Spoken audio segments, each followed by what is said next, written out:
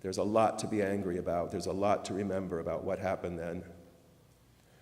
People began to write the names, and we walked with our placards down Market Street, as we always do every year, and our candles. And we left our candles on the steps of City Hall, and then we went another 2 blocks to the old Federal Building, which housed at that time Reagan's Health and Human Services for the West Coast. We'd hidden extension ladders around the corner, and we got a nun with a beard on a bicycle to distract the police over here. And we broke through the cops' lines, and we took our ladders, and we climbed up with big rolls of tape on our wrist, and we covered that gray stone facade with these placards with these names. And it was a cold, misty, drizzly night. There were no speeches, no music, just hundreds, maybe a few thousand people standing in the cold, looking at the names on that wall. And I walked through the crowd, and I listened to what people were whispering to each other, and they were saying, "I didn't know he died. Nobody told me. We were from the same hometown. I wish I'd known. I wish I could have done something." And you could just feel, and I know many of you remember this so vividly, that yearning need to find a way to grieve together for our friends who had died so horribly and so young, and also to try to find a way to warn the world of what was coming. I flunked biology, but I'm not stupid. There's no such thing as a gay virus. This isn't God's wrath. This is a pandemic. And I looked over the heads of everybody at that patchwork of names on the wall, and I thought it looked like some kind of strange quilt. And I thought of my great-grandma, Irene Rupert, and the quilt that she sewed in 1952 in Bee Ridge, Indiana. When my grandmother gave it to me, she said, "Look, your great-grandmother made this for you. She loved you so much, she made it before you were even born." And it's still on my bed at home. It was such a warm, comforting, middle-class, traditional family values kind of symbol. And to me, it evoked Conestoga wagons crossing the prairie. I thought of those pioneer women making camp and sewing together bits of discarded fabric to make something beautiful and warm and comforting. I thought of African slaves in the South, hoarding remnants of fabric, creating great works of art from cast-off discards from the big house. It just seemed like such an American folk art. And then I imagined the National Mall in Washington covered from one end to the other with fabric bearing the names of all of our friends and lovers and neighbors who had died of AIDS. Everybody told me it was the stupidest thing they'd ever heard of. "Oh, you can't do that. That's too complicated. Sounds morbid to me." "I don't know, Cleve. Sounds very expensive. Does anybody even sew anymore? I don't think so." Isn't that the truth, though? It's like every time somebody wants to step up and do something, the chorus arises, "No, you may not do that." That's so stupid. And so, particularly to any young people that are here, I just was speaking last night to an amazing crowd of young people at Western Kentucky University in Bowling Green. And I told them, when you get that idea, when you get that passion, when you've got it in your heart, you know you have to do this. And all your friends say, "Oh, that totally sucks." Just tell them, and do it anyway, Just do it anyway.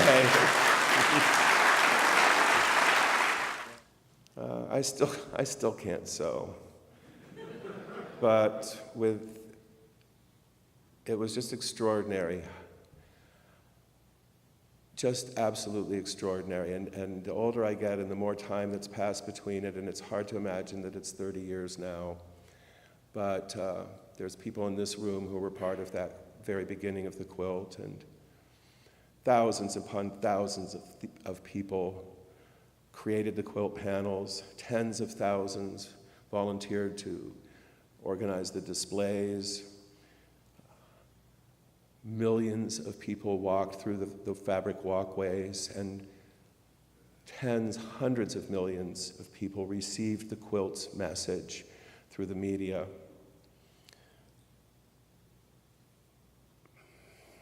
It is very difficult for me to remember that period, partly because so many of our people died, and that you lost your friends, and then you made new friends, and then they died, and you made new friends, and then they died. And I didn't expect to survive, and I really thought it was over. I couldn't see how we could move forward, how the people we now call LGBTQ, I didn't see how we could survive AIDS. And one more time in my life, I thought, well, it's over now.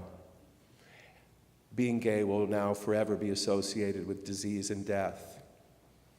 And we are being decimated, and our leaders are being taken from us. How can we survive? And then I got sick. And then I got really sick. And I got pneumocystis pneumonia, and I thought, well, now it's over for sure. And then I think Jeff and I were in the same trial, weren't we? The first cocktail, a slander against vodka tonics. And I got better. I didn't die. And as my other friends began to get better, we would discuss this and we would say, maybe we're not going to die. Wow, maybe we won't. Maybe we're going to live, but we'll never be happy again. I couldn't see how there would ever be joy in my life again. But month by month, I got stronger, and I got healthier. I went to work for a union called Unite Here. We represent hospitality workers throughout the United States and Canada. And I would go to college campuses and I would speak to young people and I'd say, how many of you know who Harvey Milk was? And nobody knew. They'd already forgotten him. And then I met a young man named Dustin Lance Black. And he wrote a screenplay, and I took him to meet Gus Van Sant, and we made a little movie called Milk. And it was the most extraordinary adventure. I remember reading the first draft of the screenplay at Lance's little house in Hollywood, and I'd read maybe 30 or 40 scripts over the decades, and they all were awful. And this one wasn't. And I just reading the very first rough draft, I could hear Harvey's voice saying those words. And I took him up to meet Gus, and I was nervous because Dustin Lance Black is not shy anymore, but he was very shy then. And Gus is kind of a shy guy. And as we're driving up there, I was thinking, well, how do I get them to talk about it? But I still smoked then, and I just sat back and smoked a cigarette and listened to these two very gay men from very different generations, the Academy Awards winning. It was amazing.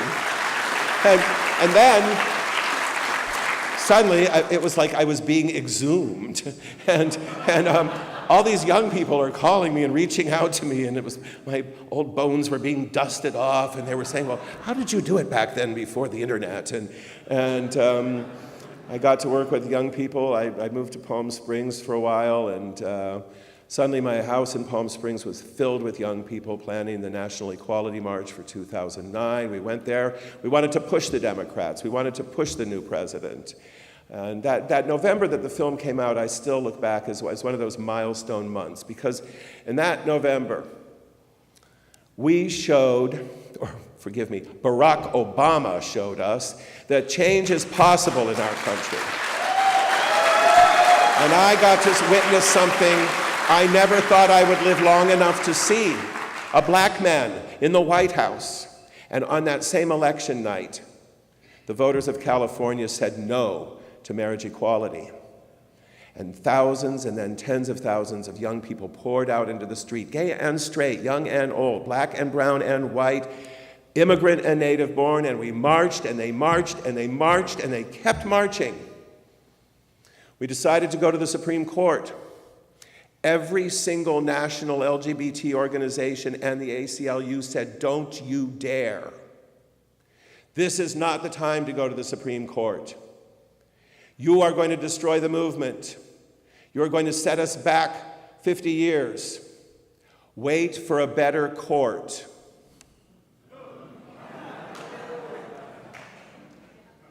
So again, sometimes you got to say, and do it anyway. And Edie Windsor had the same experience on the East Coast. All those organizations turned her down.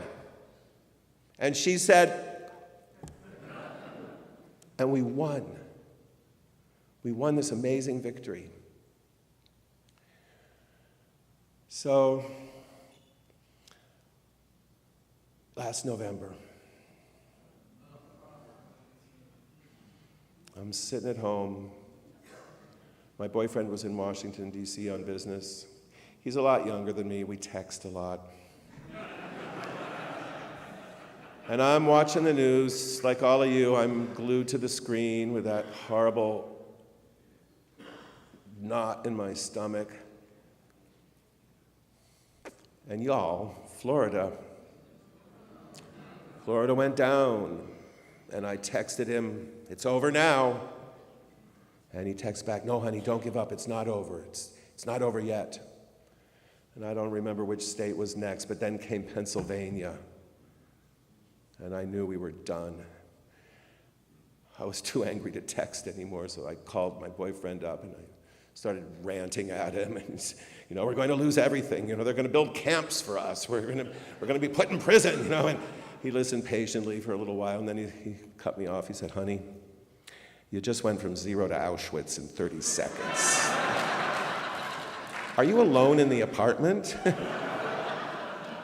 And I said, "Yes." And he said, "Well, what are you doing there? Get down to Castro Street."